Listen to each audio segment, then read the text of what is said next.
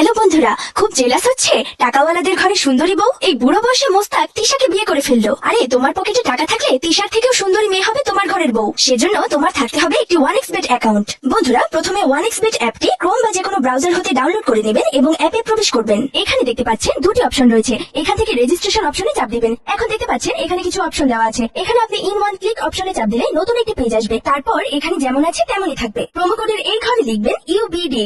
আবার বলছি ইউবিডি। এই প্রোমো কোড দিলে 24 ঘন্টায় ডিপোজিট ও উইথড্র করতে পারবেন। প্রতি সপ্তাহে বোনাস সহ অ্যাকাউন্ট খুললে 100% বোনাস পাবেন। এরপর এখানে খালি ঘরে টিক দিয়ে এই রেজিস্টার বাটনে ক্লিক করুন। এরকম রোবট ভেরিফিকেশন চাইলে তা সফলভাবে করে নেবেন। এই যে দেখুন, আপনাকে আইডি আর পাসওয়ার্ড দেওয়া হয়েছে। এই আইডি আর পাসওয়ার্ড অবশ্যই স্ক্রিনশট নেবেন অথবা কপি করে রাখবেন। তারপর নেক্সট বাটনে চাপ দিবেন। দেখুন অ্যাকাউন্ট খোলা হয়ে গিয়েছে। এখন অ্যাকাউন্ট ভেরিফাই এর পদ্ধতি দেখাচ্ছি।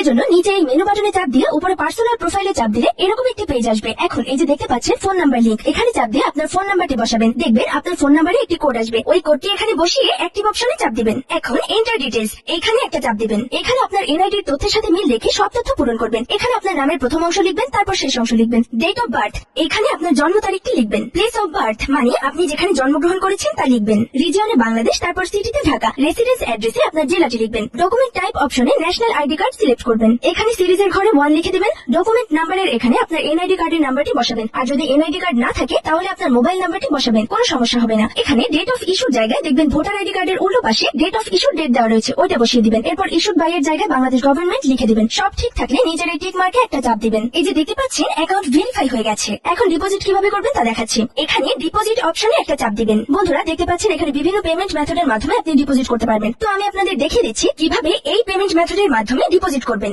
আমি এই অপশনের উপর একটা ক্লিক করলাম। এখানে আপনার যত ইচ্ছে তত টাকা ডিপোজিট করতে পারবেন। বন্ধুরা, এখানে এই যে দেখতে পাচ্ছেন তারা এই পেমেন্ট মেথডের একটি এজেন্ট নাম্বার দিয়ে রেখেছে। এই এজেন্ট নাম্বারে আপনাকে ক্যাশ আউট করতে হবে। তো আমি এই নাম্বারটি কপি করে চলে যাব ক্যাশ আউট অপশনে। তো দেখতে পাচ্ছেন আমাদের ক্যাশ আউট সফল হয়েছে। এখানে দেখতে পাচ্ছেন ক্যাশ আউট করার পর তারা আমাদের একটা ট্রানজাকশন আইডি দিয়েছে। এখান থেকে এই ট্রানজাকশন আইডিটি কপি করে চলে যাবে সেই আগের অপশনে। যাওয়ার পরে এই যে উপরে আপনি যত টাকা ক্যাশ আউট করেছিলেন তা লিখবেন। তারপর আমরা যে ট্রানজাকশন আইডি কপি করে এনেছি সেই ট্রানজাকশন আইডি এখানে বসাবো। এরপরে এখানে যে নাম্বার থেকে আপনি ক্যাশ আউট করেছিলেন সেই নাম্বারটি এখানে লিখে দিবেন। এরপরে নিচের কনফার্ম বাটনে চাপ দিলে আপনার ডিপোজিট সাকসেসফুল হয়ে যাবে। তারপর 5 থেকে 10 মিনিট পর দেখবেন আপনার অ্যাকাউন্টে টাকা যোগ হয়ে গিয়েছে।